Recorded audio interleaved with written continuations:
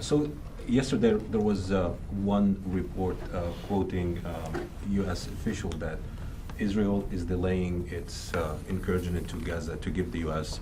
More time to prepare for a wide escalation or conflict in the region. Do you have a comment on that report? Yeah, I saw those press reports. Look, I'll be clear. Again, it's Israel's decision as to when they and how they conduct their operations. The relationship between the United States and Israel right now is focused on, again, understanding what their defense needs are and making sure that we're able to support them in that regard. But we're also communicating with them, as I highlighted earlier, in terms of providing those kinds of thoughtful questions and things to consider based on our lessons in urban combat. And then also emphasizing the importance of mitigating civilian casualties in light of the situation in Gaza. And so that continues to be our focus. And in terms of, you talked about deterrence, you talked about what was announced in the weekend, although it could be looked at it as more like defensive assets, not offensive assets in terms of THAAD and Patriot.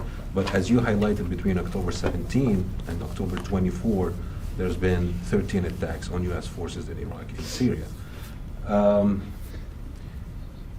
I don't know what your view is on deterrence and how deterrence works and whether this is a case of failed deterrence.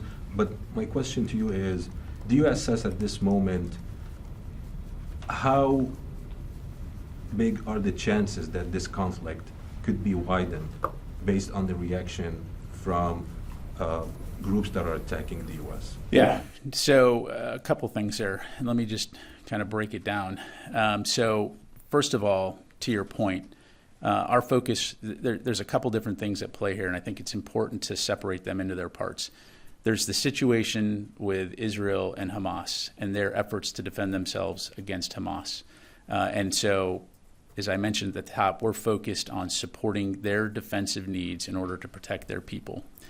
As we put these additional assets into the region, it again is meant to deter a wider conflict and to message those who might seek to make it a regional conflict that would be a very bad idea. Okay, those capabilities give us options. They give us a wide range of capabilities to respond to a multitude of potential contingencies.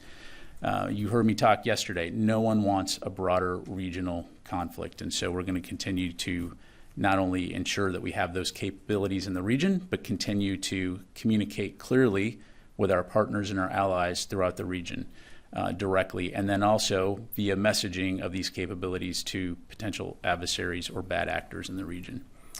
Separately, we have forces in Iraq and Syria that are there for one purpose only. Our forces in Iraq are there at the invitation of the government of Iraq to assist them in the campaign to defeat ISIS, ensure the lasting defeat of ISIS. Our forces in Syria are there as part of the campaign to ensure the enduring defeat of ISIS.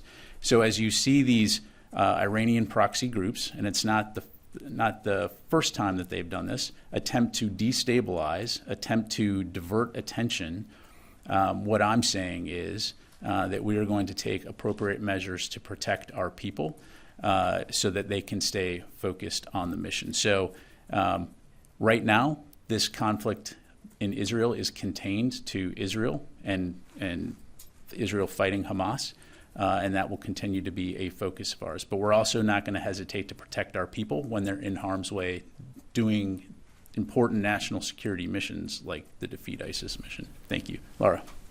Thanks, Pat.